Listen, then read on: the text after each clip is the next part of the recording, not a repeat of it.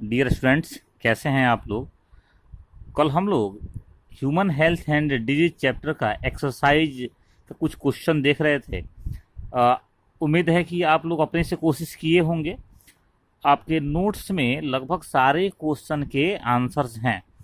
हम लोग एक एक करके हम लोग टारगेट रखे थे क्वेश्चन नंबर 1 से लेकर के क्वेश्चन नंबर 6 तक का। हम लोग एक एक करके सारे क्वेश्चंस को डिस्कस करेंगे, सारे क्वेश्चन के आंसर को डिस्कस करेंगे, देखेंगे कि उसका आंसर हो क्या सकता है। फर्स्ट क्वेश्चन है, what are the various public health measures. आप ध्यान रखिए, क्वेश्चन कर रहा है कि what are the various public health measures. नहीं, मतलब कि जो स्वास्थ्य है, पब्लिक का जो स्वास्थ्य है उसको ठीक करने के क्या क्या उपाय हम लोग कर सकते हैं, क्या क्या उपाय उसके होते हैं। Which you would suggest as safeguard against infectious disease. वह कौन कौन से उपाय हैं जिनसे कि हम संक्रामक रोगों से या इन्फेक्शियस डिजीज से बचाव कर सकते हैं।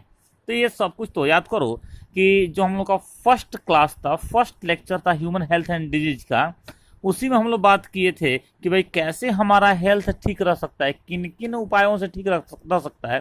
तो आपको बताया था कि आप जो है पर्सनल और सोशल हाइजीन पर ध्यान देंगे, अपनी साफ सफाई रखेंगे। नहीं, आप अपने अगल बगल की साफ सफाई रखेंगे। आप जो संक्रामक जो वेक्टर होते हैं, जो रोगवाहक होते हैं, उनको नष्ट करेंगे। साफ सुथरा भोजन करेंगे, बैलेंस्ड डाइट लेंगे, टीकाकरण कराएंगे, वैक्सीनेशन कराएंगे। नहीं, इसके अलावा थोड़ा डिजीज का नॉलेज होगा। तो इन सारे चीजों को मिला करके हम लोग क्या कर सकते हैं, हम लोग इन्फेक्शियस डिजीज से बच सकते हैं। आइसोलेशन, आइसोलेशन का मतलब हुआ कि जो व्यक्ति पहले से, जो इंडिविजुअल पहले से इन्फेक्शन में है उससे थोड़ा दूर रहा जाए। जैसे मान लो अभी कोविड-19 या जो कोरोना डिजीज है, इससे इससे बचने का क्या उपाय बताया जा रहा है कि सोशल डिस्टेंसिंग रखिए, मतलब जो संक्रमित लोग हैं उनसे थोड़ा सा दूर रहिए, उनसे बच के रहिए। तो ये सारे उपाय हैं जिनसे कि हम क्या कर सकते हैं, तो इन्फेक्शियस डिजीज से बच सकते हैं।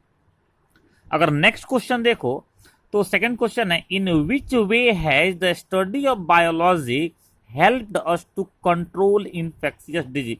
किस प्रकार से बायोलॉजी का स्टडी या अध्ययन संक्रामक रोगों को कंट्रोल करने या नियंत्रित करने में हेल्प करता है, मदद करता है। तो जब आप ये human health and disease chapter पढ़ना शुरू किए थे तो वहां पर हम लोग बात कर रहे थे ये कि बायोलॉजी पढ़ने का सिर्फ ये मतलब नहीं है कि आप क्या किए, आप चैप्टर पढ़ लिए, चैप्टर को याद कर गए, एग्जाम में लिखा, नंबर पाया, पास कर गया। नहीं, आपको एक सर्टिफिकेट मिल गया, सिर्फ इतना मतलब नहीं है। मतलब क्या है कि जो हम पढ़ रहे हैं उससे हमारे डेली लाइफ में, रोज के जीवन में, दैनिक जीवन में क्या फायदा मिल रहा है। नहीं, तो वहीं से उठा करके ये क्वेश्चन भी पूछा जा रहा है कि आप जो बायोलॉजी पढ़ रहे हैं उससे कैसे संक्रामक रोगों को नियंत्रित किया सकता है, कैसे बायोलॉजी का अध्ययन संक्रामक रोगों को नियंत्रित करने में, कंट्रोल करने में हेल्प कर सकता है। तो आप जरा सोच के देखो, आप बायोलॉजी पढ़े, नहीं आप human health and disease chapter पढ़े तो आपको पता चला कि भाई सेल्फ क्लीननेस, मतलब व्यक्तिगत सफाई जो है वो बहुत जरूरी है, वो करना चाहिए। नहीं, वेक्टर्स जो होते हैं, जो रोग वाहक होते हैं, उनको समाप्त करना चाहिए, उनको नष्ट करना चाहिए, उनसे बचना चाहिए। ये आपको पता चला बायोलॉजी पढ़ने से, human health and disease chapter पढ़ने से। नहीं, ऐसे ही आपको वैक्सीनेशन टॉपिक से पता चला कि अगर हम लोग किसी खास डिजीज के, किसी खास रोग के अगेंस्ट में वैक्सीनेशन या टीकाकरण करा लेते हैं तो उस डिजीज से बचा जा सकता है। नहीं, तो ये सारी चीजें आपको बायोलॉजी पढ़ने से पता चलती है जो आम आदमी को सामान्य से पता नहीं होती हैं। तो इस प्रकार से इन्फेक्शियस डिजीज से बचने का जो तरीका है वो हम लोगों को बायोलॉजी पढ़ने से पता चल जाता है और हम लोग इन्फेक्शियस डिजीज को से क्या कर सकते हैं, को कंट्रोल कर सकते हैं या नियंत्रित कर सकते हैं। नेक्स्ट क्वेश्चन, क्वेश्चन नंबर जो 3 है उसको पढ़िए। How does the transmission of each of the following diseases take place. Transmission का मतलब संचरण या प्रसार। जो नीचे कुछ रोग दिए हुए हैं उनका संचरण, उनका ट्रांसमिशन कैसे होता है।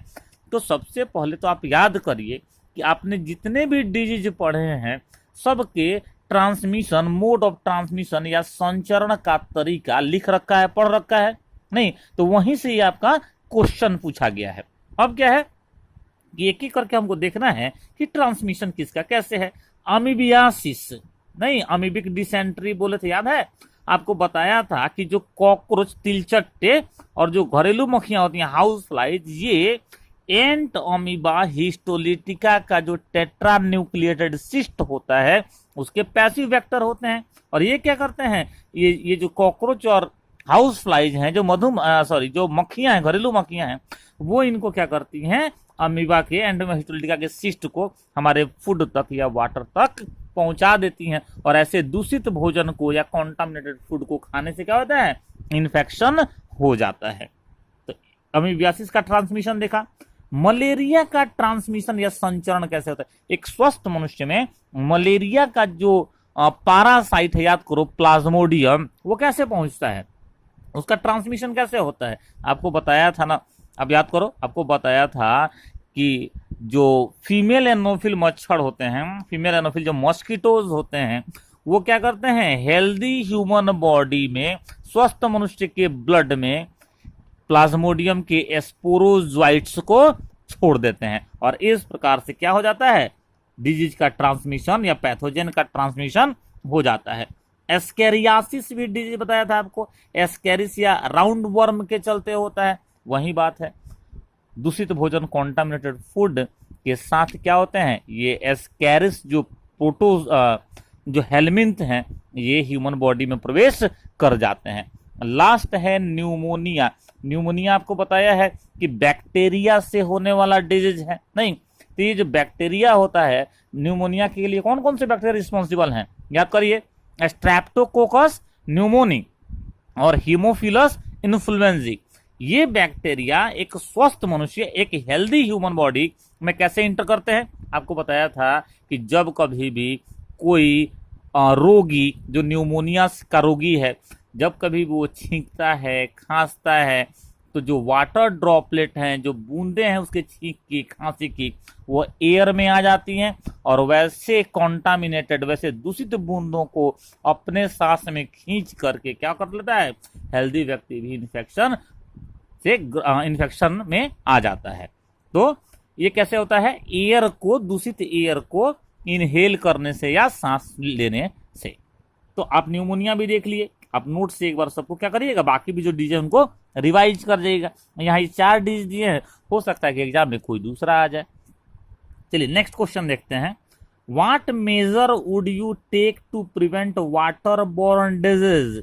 नहीं, मेजर का मतलब उपाय। आप जो जल से उत्पन्न होने वाले रोग हैं, जल जनित रोग, वाटर बोर्न डिजीज, उनको रोकने के लिए, उनसे बचने के लिए आप कौन से उपाय करेंगे। तो वाटर बोर्न डिजीज से बचने के लिए एक तो हम करेंगे भाई कि जो वाटर है वो साफ कंज्यूम करेंगे, साफ वाटर पिएंगे। नहीं, उसके लिए हम लोग क्या करेंगे, क्लीन वाटर, साफ वाटर पिएंगे। वाटर को उबाल के पिएंगे, बॉइल्ड वाटर पिएंगे, उबाल लेंगे फिर उसको ठंडा करेंगे, उसको पिएंगे। जो सीवेज हैं, याद करो सीवेज, जो नल नाले हैं बहते हुए, जो वाटर पॉल्यूशन करते हैं, जल प्रदूषण करते हैं, उनको साफ करके तब क्या करेंगे हम लोग, तो जल स्रोतों में, वाटर बॉडीज में मिलाएंगे, ताकि वाटर क्या नहीं हो, तो कंटामिनेट नहीं हो या पॉल्यूट नहीं हो। ये उपाय करेंगे। जो वेक्टर्स हैं उनको क्या करेंगे हम लोग, जो वाहक हैं ऐसे डिजीज के, उनको क्या करेंगे हम लोग, डिस्ट्रॉय करेंगे। तो इस तरीके से हम लोग क्या कर सकते हैं, वाटर बोर्न डिजीज से बच सकते हैं। चलिए नेक्स्ट क्वेश्चन देखते हैं। Discuss with your teacher, teacher तो मैं ही हूं यार। Discuss with your teacher what does a suitable gene means in the context of DNA vaccines. इस क्वेश्चन को थोड़ा रोक के रखो। हम लोग अभी जेनेटिक्स पढ़े नहीं हैं, हम लोग जब जेनेटिक्स कर लेंगे तो उसके बाद से आकर के इसको हम लोग डिस्कस करेंगे। थोड़ा सा हिंट मैं आपको दे देता हूं, ऐसे लोग जो थोड़ा बहुत जानते हैं जेनेटिक्स के बारे में। जीन क्या होता है, जैसे मान लो कि हमारे सेल में डीएनए होते हैं, तो जीन डीएनए के पार्ट होते हैं जो किसी खास गुण को या कैरेक्टर को क्या करते हैं, कंट्रोल करते हैं।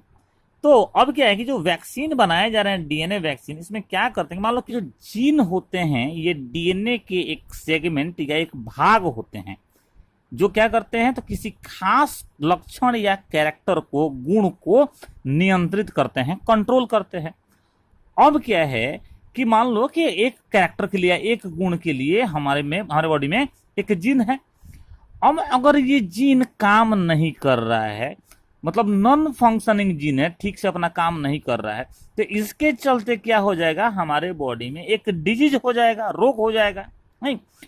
अब उस डिजीज को कंट्रोल करने के लिए एक नया तरीका है कि हम क्या करें कि इस नॉन फंक्शनिंग जीन के जगह पर एक ऐसा ही जीन क्या करें, तो डाल दें, जिसको हम लोग सुटेबल जीन कहेंगे। उस जीन को हम लोग क्या कहेंगे, सुटेबल जीन कहेंगे। बाकी डिटेल में हम लोग इसको कहां पढ़ने वाले हैं, इसको हम लोग जेनेटिक्स यूनिट में पढ़ने वाले हैं। नेक्स्ट क्वेश्चन जो हमारा लास्ट क्वेश्चन है आज के टारगेट का जो लास्ट क्वेश्चन है वह है name the primary and secondary lymphoid organs. ये लिम्फॉइड ऑर्गन्स क्या होते हैं, जरा इसको रिकॉल कर लीजिए। आपको बताया है कि वैसे सारे ऑर्गन्स, सारे अंग, ऐसे सारे ऑर्गन्स हमारे बॉडी में जहां पर कि लिम्फोसाइट्स बनते हैं या मैच्योर होते हैं या फिर उनका प्रोलिफरेशन, सेकेंडरी प्रोलिफरेशन होता है, उनको हम लोग लिम्फॉइड ऑर्गन्स कहते हैं। आपको याद होगा, बताया था कि लिम्फॉइड ऑर्गन 2 टाइप्स के होते हैं, प्राइमरी लिम्फॉइड ऑर्गन और secondary lymphoid organ. Primary lymphoid organ में तो सिर्फ 2 ही बताया था आपको, याद करो कौन कौन सा, एक बोन मैरो और सेकंड कौन सा था, थाइमस। बोन मैरो और थाइमस प्राइमरी लिम्फॉइड ऑर्गन थे, इनका नाम बताना था, आपको बता दिए।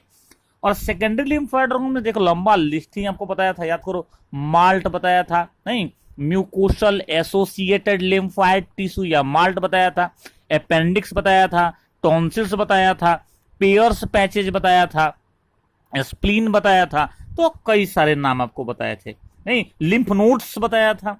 तो ये सब के सब क्या हैं, सेकेंडरी लिम्फॉइड ऑर्गन से। यहां तक आप क्या करिएगा, फिर से पढ़ के रिवाइज कर लीजिएगा। कल का हमारा टारगेट नेक्स्ट 6 क्वेश्चन होगा। अभी आप फिर आपको अब ये फोटो नहीं दूंगा इसका, आप अपने बुक से देखिएगा बनाने का, क्वेश्चन नंबर 7 से 12 तक कोशिश करिएगा। कल हम लोग इसको डिस्कस करेंगे। Thank you.